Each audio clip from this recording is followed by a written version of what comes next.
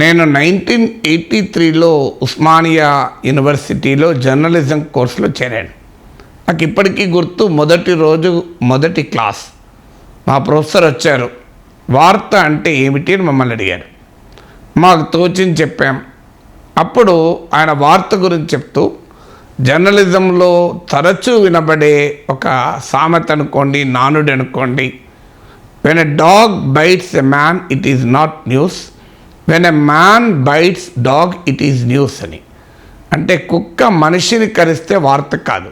ఎందుకంటే కుక్కలు ఉన్నాయే మనుషులు కరవటానికి, మనుషులు ఉన్నదే కుక్కలతో కరిపించుకోవటానికి. కుక్కలు మనుషుల మధ్య ఈ పంచాయతీ రోజు మనం పత్రికల్లో మీడియాలో కూడా చూస్తుంటాం. పిచ్చి కుక్కల్ని చంపాలి అని కుక్కల బాధితులు వాదిస్తూ ఉంటారు, కుక్కల ప్రేమికులు దీన్ని ప్రశ్నిస్తూ ఉంటారు. ఇదంతా పంచాయతీ నడుస్తూనే ఉంటుంది. ఇక మనిషి కుక్కను కరిస్తే వార్త అన్నారు.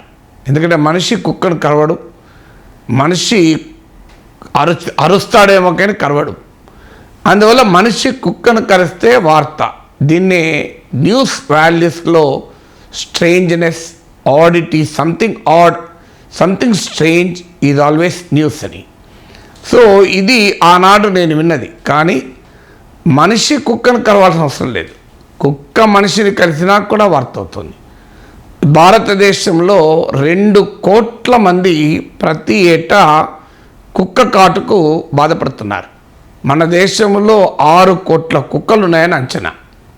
సో ఈ కుక్కల సంఖ్య కూడా పెరుగుతోంది. ఎందుకంటే 2001లో మనేకా గాంధీ మంత్రి అయ్యాక అటల్ బిహారీ వాజ్పేయి ప్రభుత్వంలో ఏబీసీ రూల్స్ అని పట్టుకొచ్చింది, ఎనిమల్ బర్త్ కంట్రోల్ రూల్స్ అని. దీని ద్వారా ఈవెన్ స్ట్రీట్ డాగ్స్, వీధి కుక్కల్ని కూడా చంపడం అనేది చాలా పెద్ద నేరమైంది. మనిషిని తినటానికి అలవాటు పడ్డ, మానవ మాంసానికి అలవాటు పడ్డ పెద్ద పులిని చంపినా పెద్ద కేసు కాదేమో, కానీ వీధి కుక్కను చంపితే మాత్రం చాలా పెద్ద కేసు అవుతుంది.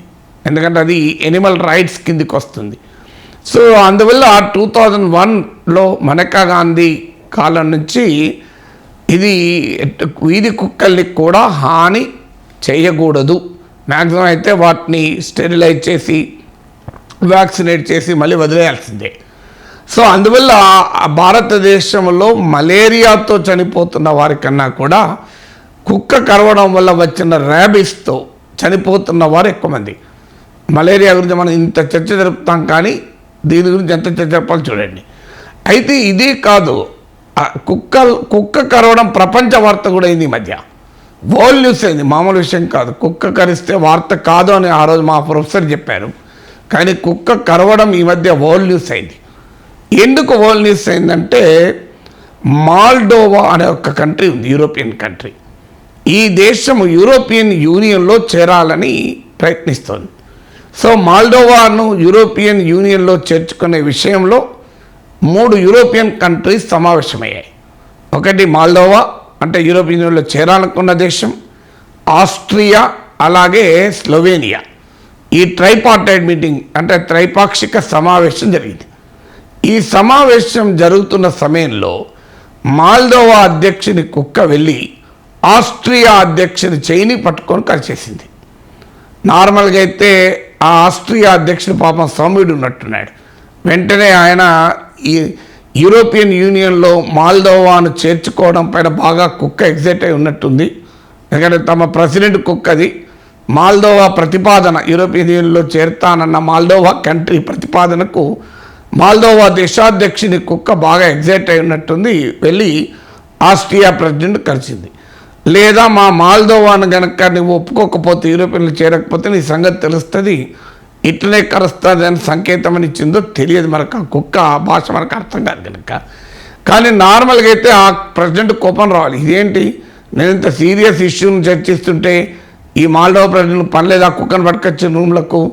హై లెవెల్ డిప్లొమాటిక్ టాక్స్లో థర్డ్ పర్సన్ ఉండకూడదే, ఈ కుక్క ఎందుకు ఉంది అంటే థర్డ్ పర్సన్ ఉండకూడదు, థర్డ్ ఎనిమల్ ఉండకూడదని లేదు కదా. అసలు అందువల్ల కోపం రాలే. ఆయన ట్రంప్ కనుక అయ్యున్నా, పుటిన్ అయ్యున్నా, ట్రంప్ అయ్యుంటే యూరోపియన్ యూనియన్లో చేర్చుకునే ప్రసక్తే లేదు అని నిషేధించి ఆస్ట్రియా ప్రెసిడెంట్ ఇంటికి వెళ్ళిపోయేవాడు. పుటిన్ అయితే బహుశా మాల్డోవా పైన మిసైల్సే పంపించేవాడేమో. అందువల్ల హిట్లర్, స్టాలిన్ అయితే ఏం జరిగేదో మనకు తెలియదు. కానీ ఆస్ట్రియా ప్రెసిడెంట్ నవ్వుతూ దానికి ఒక టాయ్ ఇచ్చాడు కుక్క కరిసినందుకు. ఇక ఇది ఇలా దేశాధ్యక్షుల సంభాషణలో కుక్కలకు ప్రాతినిధ్యం ఉంటుంది, ప్రాధాన్యత ఉంటుంది. ఇదే కాదు, మీకు ప్రెసిడెంట్ జార్జ్ బుష్ రష్యా పర్యటించాడు, వ్లాదిమిర్ పుటిన్ ఆ దేశాధ్యక్షుడిగా ఉన్న రోజుల్లోనే. సో పుతిన్ చాలా గొప్పగా బుష్కు చెప్పాడు, అంటే అమెరికాకు రష్యాకు ప్రపంచంలో పోటీ మనందరికీ తెలుసు, సోవియట్ యూనియన్ కాలం నుంచి పోటీ. ఆ పోటీని పుటిన్ కుక్కల వరకు కూడా తీసుకొచ్చాడు. సో తీసుకొచ్చి పుటిన్ పెంచుకుంటున్న కుక్క లాబ్రడార్ రిట్రీవర్ అనే జాతికి చెందిన కుక్క. మీరు ఇప్పుడు ఈ స్క్రీన్ పైన ఉన్న లెఫ్ట్ సైడ్ ఉన్న కుక్క పుతిన్ పెంచుకునే జాతి కుక్క, లాబ్రడార్ రిట్రీవర్ అంటారు దీన్ని. నేనే కుక్కల స్పెషలిస్ట్ కాదు, కానీ ఆసక్తి కలిగే కథనం కనుక చదివి మీతో చెప్తున్నాను. నేను కుక్కను పెంచుకోను, నాకు ఆ అలవాటు కూడా లేదు. సో ఇక అటువైపు ఉన్నటువంటి రైట్ సైడ్ ఉన్న కుక్క నాకు, అది జార్జ్ బుష్ పెంచుకుంటున్న స్కాటిష్ టెరియా జాతికి చెందిన కుక్క. సో పుతిన్ ఏమన్నాడంటే, అమెరికాతో పోటీ కదా, ఒలింపిక్స్ నుంచి మొదలుకొని యుద్ధం వరకు అన్నిట్లో పోటీ కదా. సో ఆయుధ పోటీ నుంచి మొదలుకొని ఒలింపిక్స్ మెడల్స్ పోటీ వరకు అమెరికా రష్యా పోటీ పడుతుంది. అందుకే పుతిన్ బుష్ క్రెమ్లిన్కి వచ్చి సమావేశమవుతున్న సమయంలో, నీ స్కాటిష్ టెరియా జాతి కుక్క కన్నా నా లాబ్రడార్ రిట్రీవర్ జాతి కుక్క బిగ్గర్, స్ట్రాంగర్, ఫాస్టర్ అన్నాడు. అంతకన్నా పెద్దది, బలమైనది, అలాగే వేగంగా ఉంటుంది అని. So that is the dog diplomacy of Putin. So అయితే ప్రపంచంలోనే కాదు, భారత రాజకీయాల్లో కూడా కుక్కలకు చాలా ప్రాధాన్యత ఉంది. చాలా కీలకమైన రాజకీయ పరిణామాల్ని కుక్కలు శాసించిన సందర్భాలు ఉన్నాయి. మీకు 2 ఉదాహరణలు చెప్తాను. దేవగౌడ కాంగ్రెస్ మద్దతుతో యునైటెడ్ ఫ్రంట్ ప్రభుత్వాన్ని నడిపేవాడు. అప్పుడు కాంగ్రెస్ పార్టీ అధ్యక్షుడిగా సీతారాం కేసరి ఉండేవాడు. సో సీతారాం కేసరి దేవగౌడను ఒక రకంగా ఆటాడించేవాడు. సో కాంగ్రెస్ పార్టీ ప్రభుత్వంలో లేదు, కానీ దేవగౌడ ప్రభుత్వాన్ని ఒక రకంగా పరోక్షంగా శాసించేవాడు. సో దేవగౌడకు కోపం ఉండేది సీతారాం కేసరి పైన, చాలా విషయాల్లో జోక్యం చేసుకుంటున్నాడు, బతకనివ్వడం లేదని, అనేక అంశాలపైన కోపం ఉండేది. అందులో ఒక అంశం ఏంటి అంటే, సీతారాం కేసరి దేవగౌడ ఒక గదిలో మాట్లాడుకుంటున్న సమయంలో మరే నాయకుడు ఎలో చేసేవారు కాదు, కానీ సీతారాం కేసరి కుక్కను మాత్రం ఆ గదిలో ఫ్రీగా వదిలేసేవారట. సో దాంతో దేవగౌడకు సీతారాం కేసరి పైన ఎంత కోపమో, ఆ సీతారాం కేసరి కుక్క పైన కూడా అంతే కోపం అంట. సో అలాగే వ్లాదిమిర్ పుటిన్ జర్మన్ అధ్యక్ష ఛాన్సలర్ అయిన ఆంజెలా మెర్కెల్ పైకి ఒకసారి తన కుక్కను ఉసిగొల్పాడట. ఇప్పుడు మనం ఎవరైనా ఇంటికి పోతే వాళ్ళ కుక్క మన మీద పడుతూ ఉంటుంది చూడండి. ఆంజెలా మెర్కెల్కు కుక్కలంటే అసహ్యమట. సో కావాలని రష్యా అధ్యక్షుడు తన కుక్కను జర్మన్ ఛాన్సలర్ మీద ఉసిగొల్పడం ద్వారా ఒక డిప్లొమాటిక్ మెసేజ్ పెట్టాడు, రష్యాను ముట్టుకుంటే జర్మనీ బతుకు కుక్క బతుకు అవుతుందని చెప్పదలుచుకున్నట్టున్నాడు. సో అందువల్ల సీతారాం కేసరి ఎలా కుక్కే కాదు, ఆయన కూడా ఎలా వెంబడించాడో దేవగౌడ చెప్పాడు. ఇంకా లేటెస్ట్ ఎగ్జాంపుల్ చెప్తాను. అస్సాం ముఖ్యమంత్రి హేమంత్ బిశ్వ శర్మ, ఈయన బహిరంగంగానే చెప్పాడు, ఆయన కాంగ్రెస్ పార్టీలో పెద్ద నాయకుడు. కాంగ్రెస్ పార్టీని వదిలి బీజేపీలో చేరి బీజేపీ ఈశాన్య రాష్ట్రాల్లో విజయ గాథను రచించాడు. ఒక రకంగా నార్త్ ఈస్టర్న్ స్టోరీని, బీజేపీ స్టోరీకి రైటరు, డైరెక్టరు, ప్రొడ్యూసర్ అన్నీ హేమంత్ బిశ్వ శర్మ. ఇవాళ హేమంత్ బిశ్వ శర్మ కాంగ్రెస్ నుంచి బీజేపీలోకి చేరిన తర్వాత నార్త్ ఈస్ట్ పొలిటికల్ మ్యాపే మారిపోయింది. కాంగ్రెస్ పార్టీ అడ్రస్ లేదు, నార్త్ ఈస్ట్ ఇవాళ బీజేపీ బలమైన శక్తిగా ఎమర్జ్ అయింది. That credit goes to Himanta Biswa Sarma. కానీ హేమంత్ బిశ్వ శర్మ ఎందుకు బీజేపీలో చేరాడు? సైద్ధాంతిక విభేదాల వల్ల కాదు, గాంధీ కుటుంబం పైన పోరాటం వల్ల కాదు.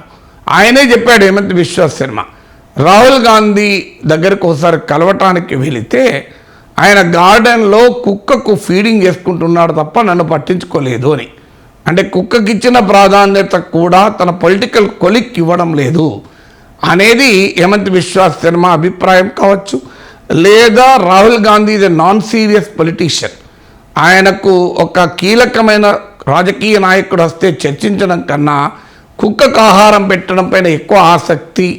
అందువల్ల ఈజ్ ఏ ఫ్రివిలస్ పొలిటీషియన్, అంటే సీరియస్ పొలిటీషియన్ కాదు అని హేమంత్ బిశ్వ శర్మ కామెంట్ కూడా చేశాడు. అది అవమానంగా భావించి హేమంత్ బిశ్వ శర్మ కాంగ్రెస్కు రాజీనామా చేసి బీజేపీలో చేరాడు. అప్పటి నుంచి ఈశాన్య రాష్ట్రాల్లో కాంగ్రెస్ ఇప్పటికీ కోలుకోలేదు. అంటే కుక్క కాటు ఎంత పవర్ఫుల్గా కాంగ్రెస్ పార్టీని దెబ్బతీసిందో చూడండి.